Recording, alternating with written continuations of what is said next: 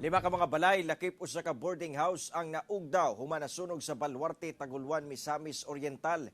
Ang hinungdan sa sunog, nagdula og kalayo nga bata. Dugang detalye sa report ni James Pauloya.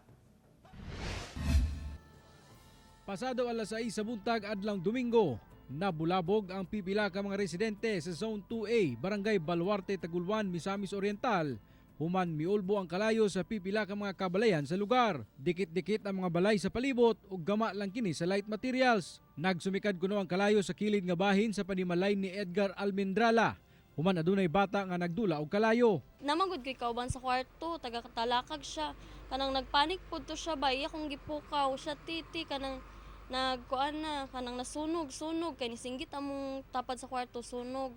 Kay ni, nag-story-story pa to sila magigsuon. Itindog man ang iyahang manghod na bae, nakitaan man ang aso, murento, init na rin kayo. Nang lumba namin og kuan, panghakot sa mong gamit. Sa kinatibukan, 5 ka mga panimalay ang naugdaw sa sunog, lakip usa ka boarding house nga adunay kapin 30 ka mga estudyante nga boarders. Danyo sa sunog anaa sa 400,000 pesos. Kung dili nato siya i-raise og second alarm, ang responding team nato gamay ra. So dili na mo siya mapalibutan.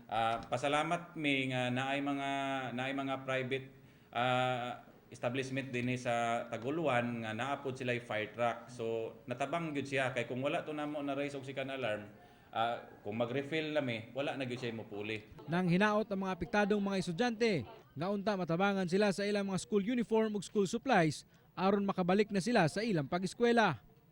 Sa karon, temporaryong nagtukod lang una sa ilang mga tent ang mga nasunugang estudyante. Kilid sa usa ka panimalay, doon lang sab sa ilang nasunog nga boarding house. Kanang mga bata nga magdula-dula nga unta ang kanang parents ana, ila pod untang tudluan nga dili maayo nga magdula-dula og posporo, dili maayo nga maghaling-haling sa ilahang palibot kay labi na karon init kayo, dili nato mabantayan nga mudako na day siya. Kauban si Jade Gavas sa kamera. Ako si James Pauliap para sa At Home with GMA Regional TV.